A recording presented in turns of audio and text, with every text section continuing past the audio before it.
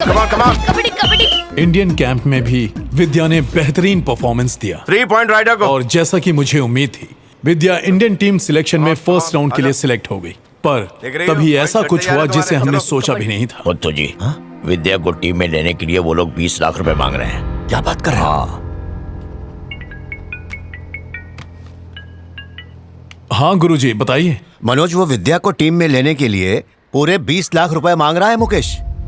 ठीक है सर, मैं उनसे एक बार पर्सनली बात करता हूँ। क्या आप सदर्न रेलवे प्लेयर मनोज हैं? यस। आपको सर अंदर बुला रहे हैं। जी। हाँ, आप भी। Excuse me sir. ए मनोज, काम काम काम, प्लीज बैठो ना। नहीं, मैं ठीक हूँ सर। अरे ये सब फॉर्मेलिटी क्यों यार, बैठो बैठो आराम से प्लीज। 2 चाय बोलना। ठीक है, लाता हूँ सर। यस मनोज, कहो क्या बात है। सर ये विद्या है, लास्ट वीक ये इंडियन कैंप में थी। ऑफ कोर्स ये बहुत अच्छा खेलती है, आई नो, गुड प्लेयर। हाँ सर, वो एशियाई टीम में सिलेक्ट करने के लिए राजेश ने कहा है कि आपने पैसे मांगे हैं। कितना कहा उसने? 20 लाख सर। हाँ ठीक है, 20 लाख सही है। सर ये गरीब परिवार से है, इतनी बड़ी रकम ये नहीं दे पाएगी। देखो मनोज, ऐसा है, हमारी टीम पिछले 6 साल से लगातार जीतती आ रही है, एक भी मैच नहीं हारी। और इस बार भी मुझे पूरा कॉन्फिडेंस है, हम ही जीतेंगे। जीतने वाले हर प्लेयर को सेंट्रल गवर्नमेंट 50 लाख रुपए देती है, स्टेट गवर्नमेंट में जॉब और न जाने और कितने सारे फायदे। यार सिर्फ 20 लाख ही तो मांग रहा हूं, क्या प्रॉब्लम है? देखो मनोज, क्योंकि तुम यहां तक आए हो तो इससे कहो सिर्फ 10 लाख और दे दे,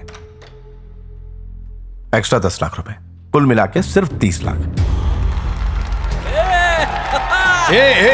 बस अरे नीचे उतारो। गुड, बहुत अच्छा खेले मनोज। Thank you sir. क्या बात। Thank you very much. Good, अच्छा है। ऐसा है मनोज जी, कोच बनने का फैसला कर लिया आपने? मैंने क्या कहा था और तुमने क्या कर दिया? सर हम जीत गए सर। प्लेयर के तौर पे तुम जीते, कोच की हैसियत से मैं हारा। एक बात याद रखना, आज के बाद मेरी टीम में तुम्हारे लिए कोई जगह नहीं है। ये तुम्हारे साथ मेरा आखिरी गेम। इतने गंभीर क्यों हो गए यार? ऐसे मत देखो जैसे मैं बदला ले रहा हूं। डाउट नहीं रखना, बदला ही ले रहा हूं। सर आप ये हमारे साथ। तेरे से जो बन पड़ता है वो कर ले, चल निकाल। अब आप देखिए इसका सिलेक्शन मैं इंडियन टीम में कैसे करवाता हूं। ओह वाह, जा करा ले। वक्त ही बताएगा। चलो विद्या।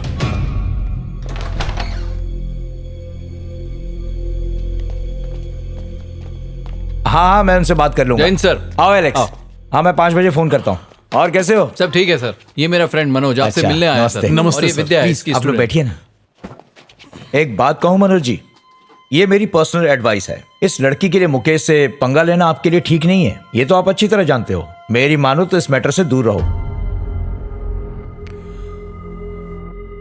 विद्या को यूनियन में डिफेंड करने की वजह से मुकेश ने मेरा नाम प्लेयर लिस्ट से हटा दिया था और मेरा ट्रांसफर दूर दराज के रेलवे स्टेशन के एक टिकट काउंटर पर कर दिया था।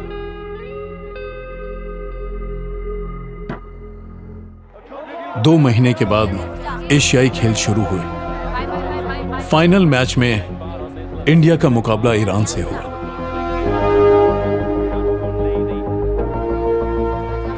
और इंडिया फाइनल में ईरान से हार गया। यार अनलकी है। अगर 2 पॉइंट और मिल गया तो लोग जीत सकते हैं। भारत के लाखों लोग जो कबड्डी को दिलो जान से चाहते थे, उनके लिए ये एक मनहूस दिन था। काबिल होने के बावजूद टीम में सिलेक्ट ना होने की वजह से विद्या ने एक बहुत बड़ा कदम उठाया।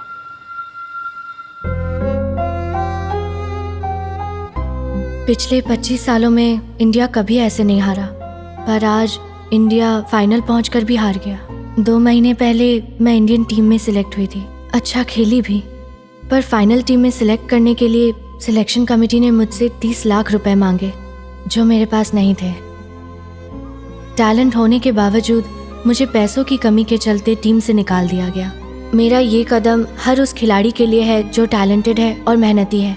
कुछ लोगों को लगेगा कि मैं कायर हूँ, लेकिन सपनों के टूट जाने के बाद मेरा इस तरह जिंदा लाश बनकर रहने का कोई मतलब नहीं। मैं इस वीडियो के जरिए अपने साथ हुए इस अन्याय को देश की जनता और मीडिया तक पहुंचाना चाहती हूं, ताकि उस रिश्वतखोर सिलेक्शन कमेटी के चीफ मुकेश को सजा मिले।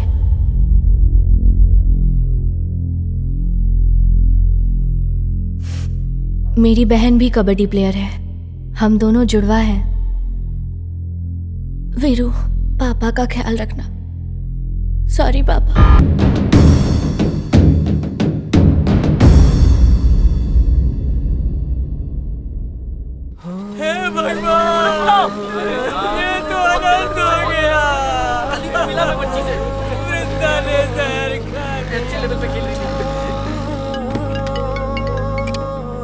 हाँ कैलाश जी। मनोज, इंडियन टीम में सिलेक्ट ना होने की वजह से विद्या ने आज सुबह जहर खा लिया। ये क्या कह रहे हो? यकीन नहीं हो रहा। ये क्या हो गया? घबराओ मत।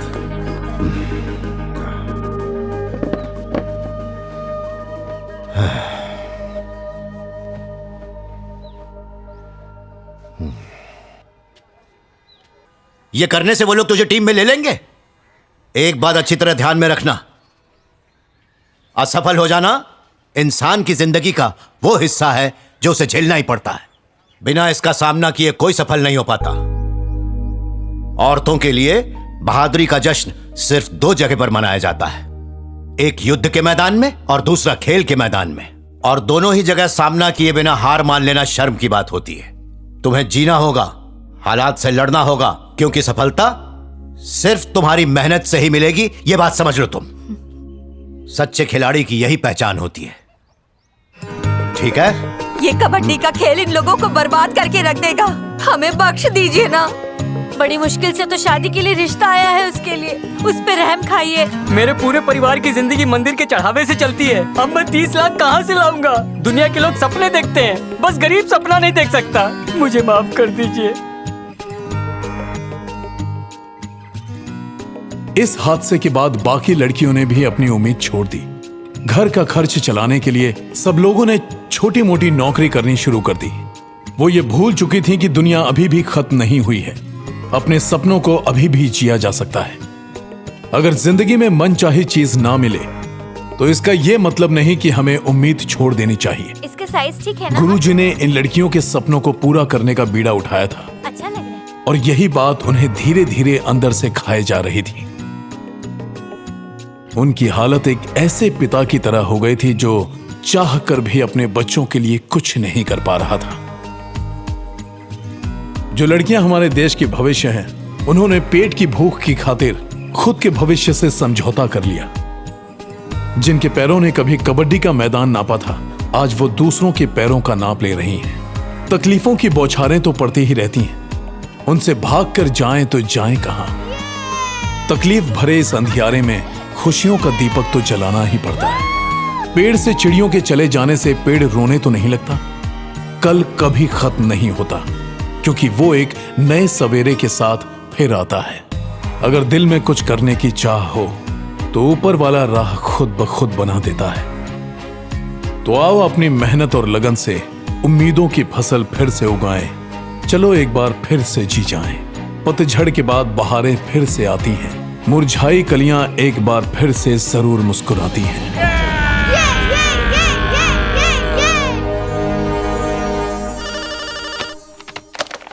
हेलो सर, मैं विश्वनाथ बात कर रहा हूँ।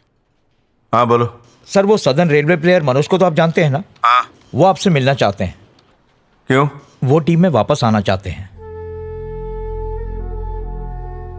मनोज, बुरा लग रहा है कि तुम्हारे हाथ इस तरह बंधे हैं। दुख होता है कि तुम जैसा काबिल इंसान ऐसे खड़ा है, बेबस, लाचार। डोंट वरी सर, मैं यहाँ कबड्डी टीम में वापस आने के लिए आपके सामने गिड़गिड़ाने या भीख मांगने के लिए बिल्कुल नहीं आया हूं। आपको वार्निंग देने के लिए आया हूं। आप तो चौंके सर। आप चौंकिए मत सर, वरना हार्ट पर लोड पड़ जाएगा। 3 महीने के अंदर अंदर तुम्हारे पिछवाड़े से कुर्सी निकल जाएगी। तब तक खाते रहे।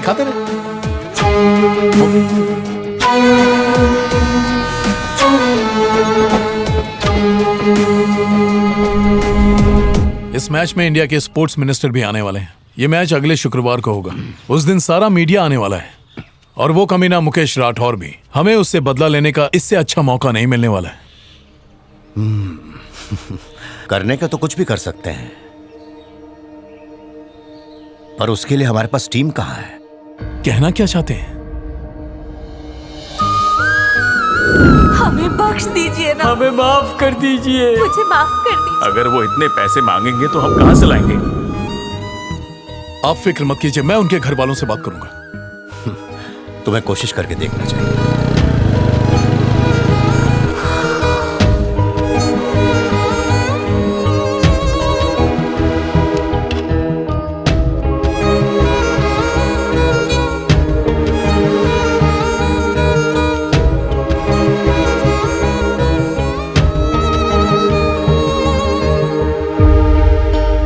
क्या इस नौकरी ने तुम्हारी गरीबी को खत्म कर दिया है या फिर हार कर तुम लोगों ने घुटने टेक दिए हैं? क्या हो गया है तुम लोगों पर कोच, वो लोग पैसे मांगते हैं, हम कहाँ से लाएंगे? उन्हें पैसे नहीं, जूते से मारेंगे। हम सब मिलकर उन्हें बेनकाब करेंगे। जीवा, कितने सालों से कबड्डी खेल रही हो? 8 साल से कोच। जिन तकलीफों और दर्द को तुमने 8 सालों तक सहा है, क्या उसके बारे में भूल गई तुम? एक कमीने की वजह से तुम लोग पीछे हट गए। जानती हो इससे गांव की लड़कियों पर क्या असर होगा? उनके हौसले टूट जाएंगे, उनका सपना बिखर जाएगा। तकलीफें सहकर भी तुमने कबड्डी खेली ना, तो अब क्यों कबड्डी छोड़ने के तुम लोग बहाने तलाश रही हो? आखिर क्या हासिल होगा? अपने अंदर के खिलाड़ी को पहचानो, क्योंकि एक सच्चा खिलाड़ी किसी न किसी रूप से खेल से जुड़ा रहता है। कोच बनकर, अंपायर बनकर, ग्राउंड्समैन बनकर। वो कभी खेल से पीछा नहीं छुड़ाता। अगर आज तुमने कबड्डी खेलना छोड़ दिया तो कल गांव से कोई भी माँ बाप अपनी लड़कियों को कबड्डी खेलने के लिए कभी नहीं भेजेंगे। तुम्हारा सपना है कि घर बनाना है, कार खरीदनी है, देश विदेश घूमना है। कबड्डी इसीलिए चुना ताकि गरीबी मिटे। सुबह से लेकर शाम तक तुम लोगों ने घंटों प्रैक्टिस की है। उसके लिए तपती चिलचिलाती धूप में अपना पसीना बहाया। क्या उन कुर्बानियों को भूल गई? क्या तुम्हारे जीने का अब कोई मकसद नहीं है? अपनी जान से ज्यादा तुमने इस खेल को प्यार दिया। अब मैदान में उतरने की बारी आई तो मुंह मोड़ रही हो। याद रखना, हारता वो है जो घुटने टेकता है और जीतता वही है जो हारी बाजी पलट के रख देता है। नहीं कोच, जब तक हमारे माँ बाप कुछ नहीं कहेंगे हम कुछ नहीं कर सकते।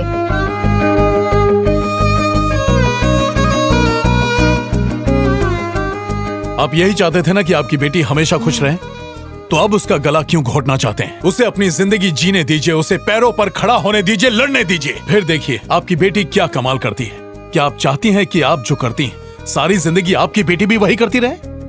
जब आपकी बेटी कबड्डी खेलेगी तो सिर्फ अपने लिए नहीं खेलेगी, हर उस गरीब लड़की के लिए खेलेगी जिनका सपना कबड्डी है। पर बेटा विद्या के साथ क्या हुआ जानते हो ना? वो सबके साथ नहीं होता। विद्या ने आत्महत्या की कोशिश की, मैं इनकार नहीं करता, पर उसने ऐसा क्यों किया जानते हैं आप? इसलिए नहीं कि उसे सिलेक्ट करने के बाद टीम से निकाल दिया गया था, बल्कि इसलिए कि तुम्हारी बेटी जैसी और लड़कियों के साथ पैसों के लिए अन्याय ना हो। आप लोग क्यों नहीं समझते हैं? मेरी बात सुनिए, इस बार हमें दिल्ली का मैच किसी भी तरह जीतना है, तभी हम सिलेक्शन कमेटी के उस कमीने को हटा पाएंगे। आपकी बेटी जीतने के लिए बनी है और वो जरूर जीतेगी।